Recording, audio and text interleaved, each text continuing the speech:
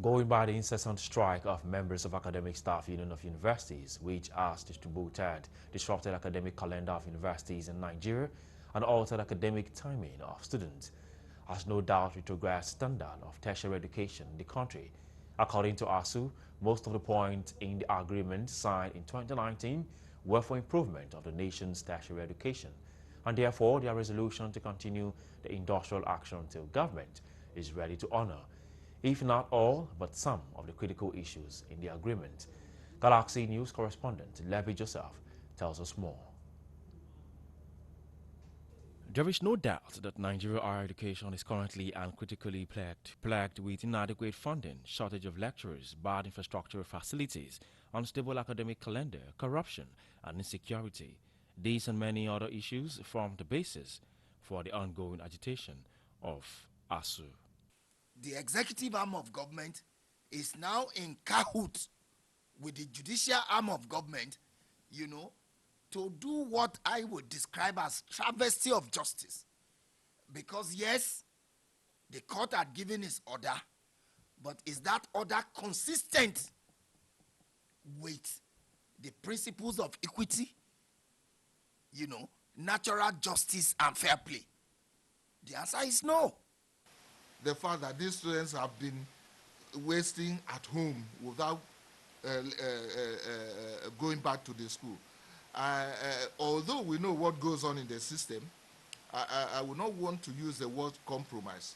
I want to say that the court looks at or considers the challenges that are imminent if these students are still outside without going back to classroom. The saying that no amount is too much to be invested into education should be seen by the federal government as an all-important issue which should not be toyed with, because it is the only source to determine the future of the nation and the people.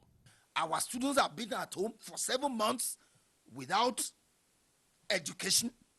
Our colleagues have suffered untold hardship consequent upon this strike.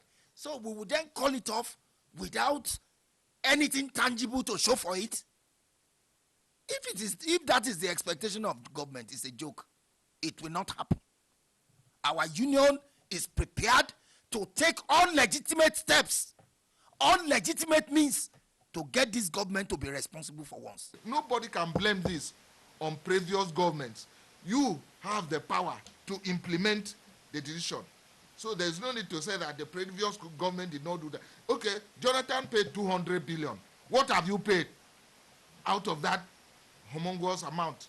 To many Nigerians, the federal government shouldn't have gone to court in the first place, because they see the issues ASU agitating on as genuine and which are the best interest of the educational sector in the country. And they feel government needs to develop listening ears in order to be able to prefer solutions to numerous problems facing the country in almost every aspect of life. Is it health? Is it road? Is it electricity? Is it insecurity? Is it education? Name it. So what was government sworn in to do, if not to minister to the welfare of the people?